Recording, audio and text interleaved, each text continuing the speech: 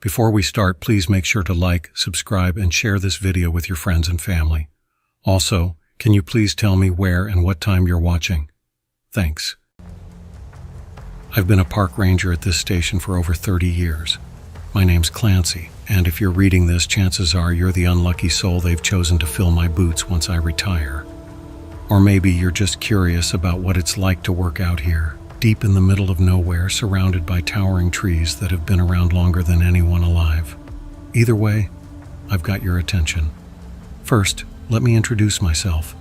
I wasn't always the grizzled, gray-bearded man you'll find sitting in that old creaky swivel chair at the station. I was born to immigrant parents who arrived in this country with little more than a pocket full of hope. My father was a fisherman, my mother a seamstress. They taught me early on to value hard work and cherish the stories passed down through generations. We didn't have much, but we had those stories. My parents came from a small village nestled between dense forests and winding rivers, places they swore were alive in ways most people wouldn't understand. My mother would sit by candlelight, sewing, whispering tales of forest spirits who either guided travelers or led them astray, depending on their intentions. My father, after long days of fishing, would sit by the fire and speak of strange things he saw in the water, things he couldn't explain. I grew up believing the world held more than what met the eye. When I was 10, we moved closer to these woods. My parents said they felt like home. I didn't question it much. I was too busy exploring. I spent hours wandering through the trees, picking up sticks, mimicking bird calls, feeling like the forest spoke to me. Not in words, but in the way the wind shifted or how the rustling leaves seemed to follow me. Maybe that's why I ended up here. I wanted to protect this place. I wanted to understand it. When I turned 18, I applied for a park ranger position, and to my surprise, I got it. Back then, I figured it would be simple, keeping campers from starting fires, warning hikers about bears, and occasionally rescuing a lost tourist. But these woods? They aren't like other places. You'll notice it eventually, if you haven't already. It starts small, the feeling of being watched when you're alone, or how the trails seem to shift when you're not paying attention. The wildlife here doesn't behave the way it should, and sometimes they're not wildlife at all. But I'm getting ahead of myself. This guide isn't just for your safety, it's for your sanity. Follow my advice, and you might just make it through your shift in one piece. If you don't, well, let's just say you won't be around to regret it. I decided to write this guide not just for the next rangers, but for myself. After all these years, I wanted to put my experiences in one place. Some stories are lessons, others are memories I can't let go of. When you've spent as much time in these woods as I have, the job seeps into your bones. It becomes part of you. First thing you should know, people disappear in these woods. More often than most people would believe. There are more cases that go unreported than the ones that make it onto paper. That's not an exaggeration. People vanish, even when we warn them. And when they do come back, if they come back, they're different. They're terrified, shaking and sobbing like they've seen something beyond understanding. But the strangest part? They're blind. Not forever, but for exactly 3 days they can't see a thing. Then just like that, their vision returns, but their memories don't. They have no clue how they got back to the station or the trails. You'd think after witnessing it so many times, I'd be used to it, but I'm not. There's something deeply unsettling about watching someone stumble out of the trees, tears streaming down their face, hands reaching into empty air. I know how this sounds, like I'm trying to scare you. Maybe I am, just a little. You should be scared. These woods aren't normal. There's something here that doesn't belong to the world we know. Something ancient. Something we can't explain. But it's not. The station itself feels like a small haven, the coffee pot's always full and free, a definite perk of the job. The break room has a dartboard, and while I'm far from a pro, I've won more games than I've lost. Slow days, when the woods fall silent, often lead to a few rounds filled with laughter and playful jabs. It's that kind of camaraderie that makes the job bearable. Then there's the lake. On my days off, I grab my fishing pole and head down there. The water's so still it looks like glass, perfectly reflecting the trees and sky. Catching fish isn't the point.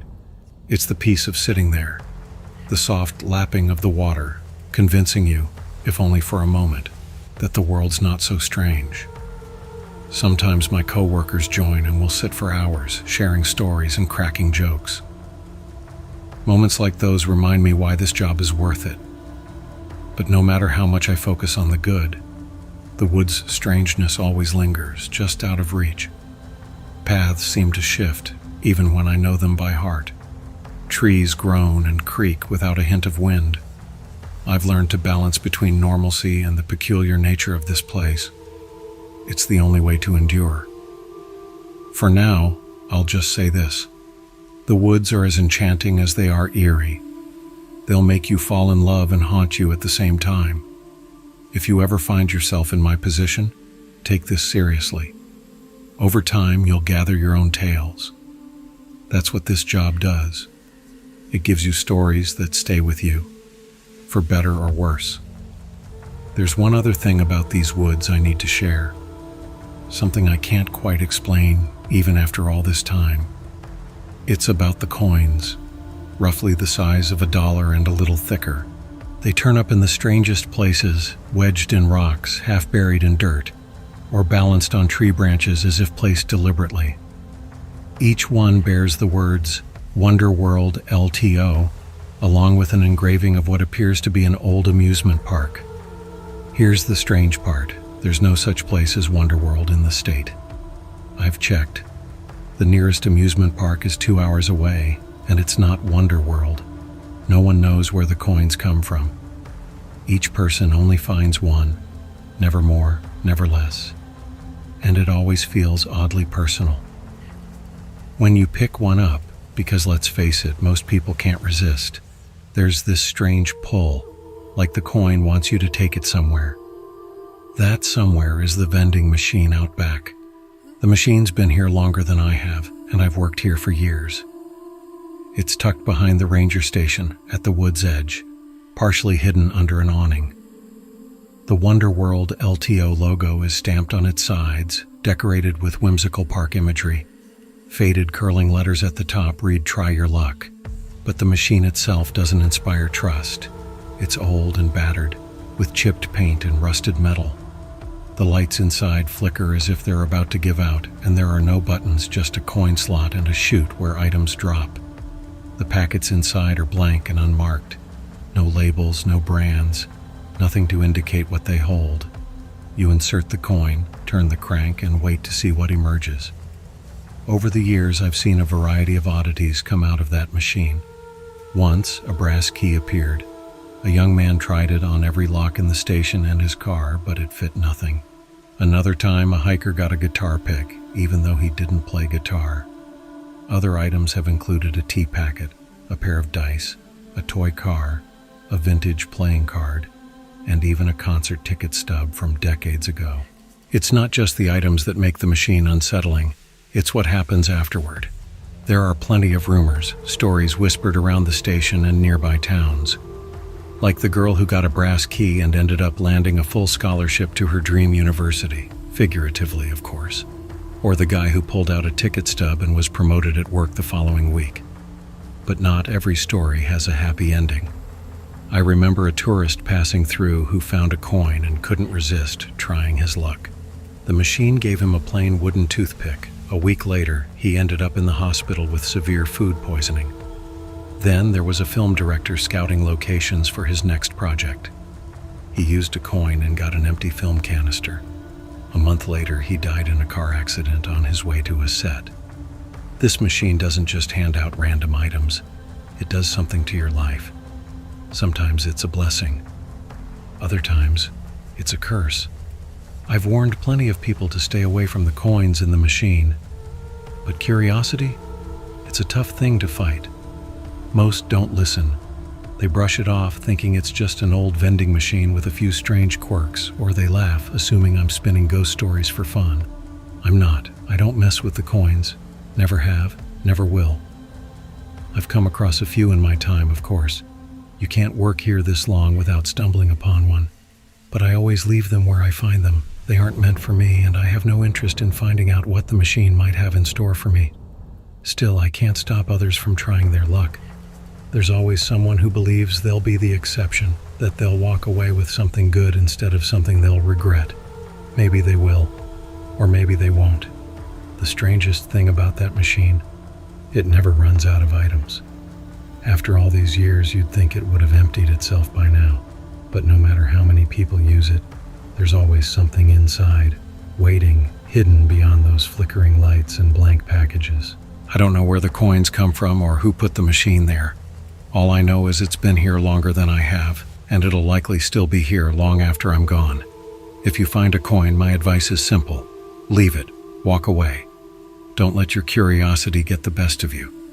Because once you put that coin in the slot, there's no telling what you'll get in return. And then there are the dining tables. Well, dining sets really. 2 chairs and a small square table. Plates, cups, and candles are always arranged neatly on top, as if someone had just set the table for dinner. Everything looks pristine, straight out of a catalog. And just like the vending machine, no one knows where they come from. Nobody has ever seen anyone bringing them into the forest or taking them out. They just appear. Sometimes the candles are even lit. That part always creeps me out. There's never any food on the plates, and the cups are always empty. It feels like the setup is waiting for someone or something that never shows up. What's even stranger is that the dining sets are always spotless. Not a trace of dirt, not a single leaf or twig on the table. Even though they sit out in the open woods, they're so clean they look out of place, and sometimes the chairs are knocked over. Like whoever, or whatever, was there didn't finish what they started. People who come across these setups usually find them amusing at first. They think it's a quirky decoration or some kind of ranger prank meant to make the forest feel unique. I've seen people posing for photos with them, grinning like they've found some hidden treasure, but it's not fun, it's not harmless. Over the years, I've noticed a pattern. People who interact with these dining sets, whether they touch them, take pictures, or even sit down, often end up experiencing bad luck. There was one group of hikers who found a dining set near the river. They thought it was hilarious. They took turns sitting at the table, posing like they were at some kind of fancy dinner party. A week later, one of them got into a car accident. Another broke their arm while hiking in an entirely different park. None of it seemed connected, except that they'd all been at that table. Then there was the couple who stumbled across a dining setup along the trail. The candles were lit, and they thought it was romantic. Right then and there, the man proposed, and she said yes. But the next day, they got lost in the woods for hours, even though the trail was clearly marked. By the time they found their way back, they were scratched up, exhausted, and dealing with a sprained ankle and a couple of broken bones. The dining sets aren't always there when someone goes looking for them. Hikers report seeing one, but by the time a ranger arrives, it's gone. Just like that. It's as if the forest knows when someone's coming to investigate and moves them elsewhere. The first time I heard about the tables was from an older ranger who worked here before me. He told me straight up, if you see a dining set in the woods, don't go near it. Just turn around and leave. I didn't ask why at the time. Figured it was one of those stories meant to spook the new guy. But then I saw one for myself. It happened during one of my early patrols. I was walking a trail near the north side of the park when I spotted it. 2 chairs and a table, perfectly arranged in the middle of a clearing. The plates gleamed under the sun, and the candles sat there, unlit but waiting, like they were expecting someone to come along and finish setting the scene. I didn't stop. I didn't even slow down. I just kept walking like I hadn't seen a thing. Since then, I've come across them now and then, always in different spots. I don't know who puts them there or why, and I don't want to. When hikers mention seeing one, I tell them the same thing. Don't touch it. Don't take pictures. And definitely don't sit down. Most laugh it off, saying, "Come on, it's just a table." But I've learned nothing in these woods is ever just anything. The forest has rules, and those dining sets, they're part of them. Maybe they're a warning, like the red tape. Maybe they're something else entirely. I don't have the answers, but I know better than to mess with them. So if you're ever out here and come across one of those setups, do yourself a favor. Turn around and walk away. Some mysteries aren't meant to be solved. And then there's the red tape. It shows up in the oddest places. You'll see it tied around trees, fluttering like ribbons in the breeze, or wrapped tightly around trunks in thick layers, almost like someone used an entire roll of duct tape. The strange thing? It's been here longer than I've been on this job. Maybe longer than the ranger station itself. Nobody knows who put it there. Not me, not the other rangers, not anyone. But I do know one thing. Back in the old country where my parents came from, red ribbons had meaning. My mother used to tell me about them. They were used to mark spiritual places, areas you weren't supposed to disturb. Some marked haunted sites, others places of old rituals, and sometimes they were warnings of danger. Either way, the message was clear: stay away. I believe that warning still applies here. The spots where red tape appears, they have the highest number of incidents: forest fires, strange injuries, broken equipment. Worst of all, those are the areas where the most people go missing. You'd think the tape would be enough of a warning, but people are curious. They see it and assume it's just some leftover marker from an old project or something the rangers put up. They don't listen when we tell them to steer clear. Some of them wander into those taped-off areas anyway, thinking it's no big deal. Many don't come back. Over the years, reports have trickled in about strange occurrences in those parts of the woods. The story that comes up the most. Most of the stories are about a man. People say they've seen him standing between the trees watching them. The thing is, he has no eyes. The locals call him Eyeless Jack, though I don't know who first gave him that name. It's just stuck. Most of the sightings are vague. A figure in the distance, the feeling of being watched, footsteps that don't belong to anyone. But every so often, someone reports something more specific, more detailed. And those are the ones that keep me up at night. Still, not every story about these woods is terrifying. There's another legend, one that's almost comforting. It's about a dog, a German Shepherd to be precise. No one knows his name or where he came from, but the stories are always the same. The dog appears when people need him the most, usually when children are involved. The rangers don't speak much about him, but we all know the stories. There was the time a little boy got separated from his parents while hiking. The family was frantic, shouting his name and searching the trails. By the time they found him, he was sitting on a rock, petting a large German Shepherd no one recognized. You've probably heard that story, it's well known.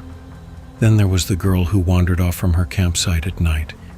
She was only 5, couldn't have gone far, but the woods feel endless in the dark. When her parents found her, she was standing in a clearing, clutching the dog's collar like he was leading her. The parents always thank us afterward, thinking the dog is one of ours. They don't know that we've never claimed him. He's not ours. But we do have a little ritual for him. Behind the station near the vending machine there are 2 bowls, one for water, one for kibble. They're nothing special, just old metal dishes we keep filled and clean. It's an unspoken rule among the rangers. Even if we never see the dog, we make sure the bowls are ready, just in case. Some of us joke that it's like leaving an offering for a guardian spirit. Others take it more seriously. Either way, the bowls stay out there, and every now and then the food and water are gone. I like to think the dog is real. Not just a story, but something out there looking out for people. In a place like this, full of strangeness and danger, it's comforting to think there's something good as well. One of the worst incidents I've ever witnessed involved a hiker named Amanda. She was young, fresh out of college, and full of energy. She came into the station with a group of friends, 3 others if I recall, 2 guys and another girl. I don't remember their names, but I'll never forget Amanda. She told us she was on a gap year before starting her master's program. She wanted to travel and hike, like her dad used to.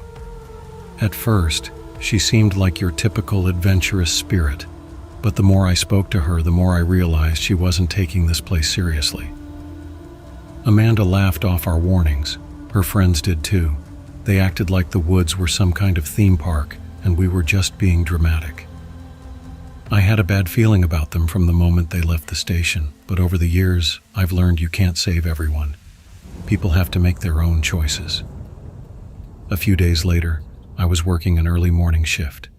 The sun hadn't risen yet, and the woods were still shrouded in darkness.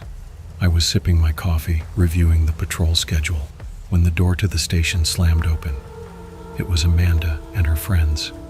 The girls were crying, and the guys looked like they were trying to hold it together, but their faces were pale, their hands trembling. And then I saw Amanda. She was holding on to one of her friends, her eyes wide open but unseeing. She was blind. She kept screaming that she couldn't see. Then her voice dropped to a chilling chant. In the woods, so dark and black, don't look twice for eyeless Jack.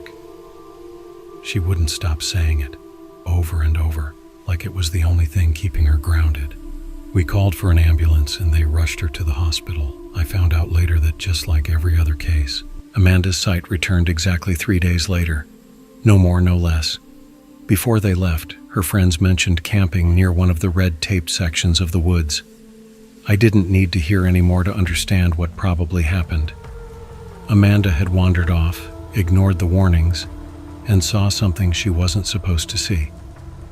The next day I decided to investigate. Not because I thought I could fix anything, just to make sure no one else got hurt.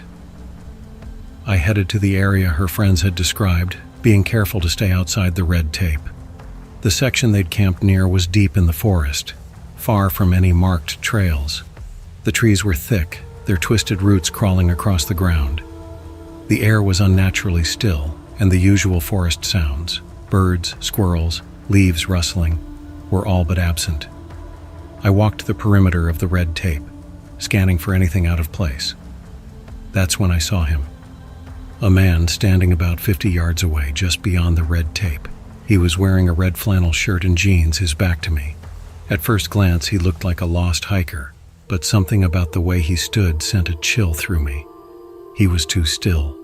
I watched him for a moment, expecting him to shift his weight, scratch his head, or do something, anything that a person would normally do. But he didn't move. No rise or fall of his chest to suggest breathing. He was like a statue, frozen in place. I called out, "Hey, you okay? You lost?" No response. I took a step closer, still staying outside the red tape. "If you need help, I can guide you back to the station." The man started to turn slowly, as if he were a rusted hinge. But before he could face me, a sharp bark sounded behind me. It was loud and clear, the kind of bark you'd expect from a large dog. I turned to watch as a big German shepherd raced past me towards the man in the flannel shirt, growling fiercely. It happened so fast. I watched as the dog grabbed hold of the man's flannel shirt, jerking him from side to side. Then the man broke free, a piece of his shirt tearing off, and he bolted into the woods.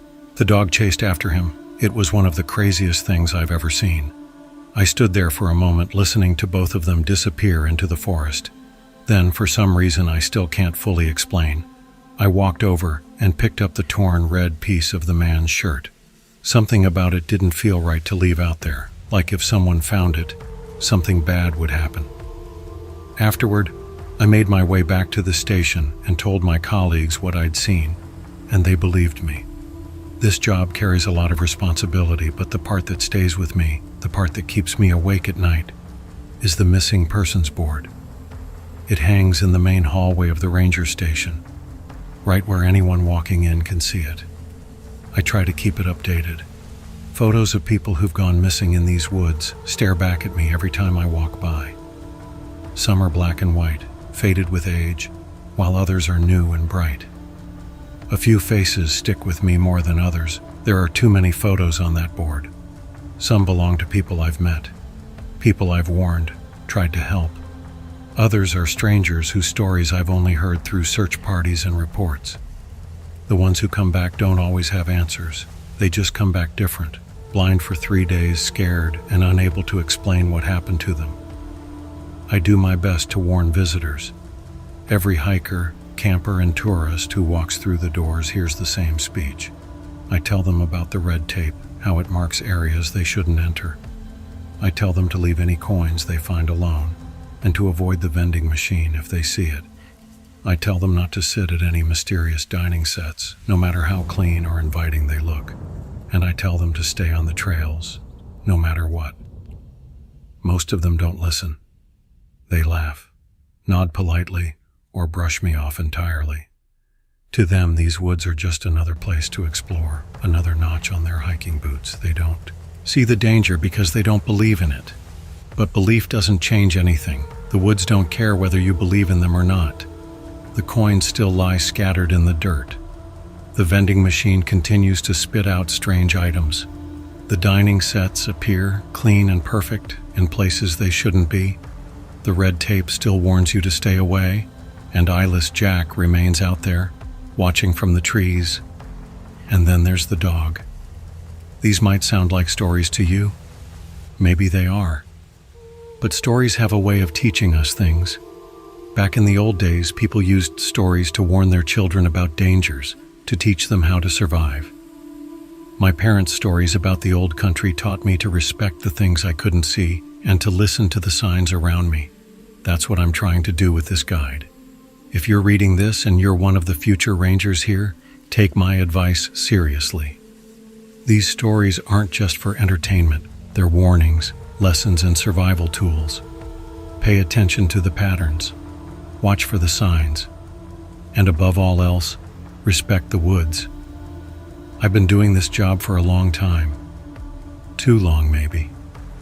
I've told myself I'll retire soon, but the truth is, I'm not ready to let go. I feel like as long as I'm here, I can keep some control over the chaos. I can keep the board updated. I can warn the hikers.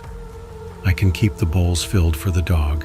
But I'm getting tired. My bones ache in the mornings, and the free coffee doesn't work like it used to. Someday soon, I'll have to pass this job on to someone else.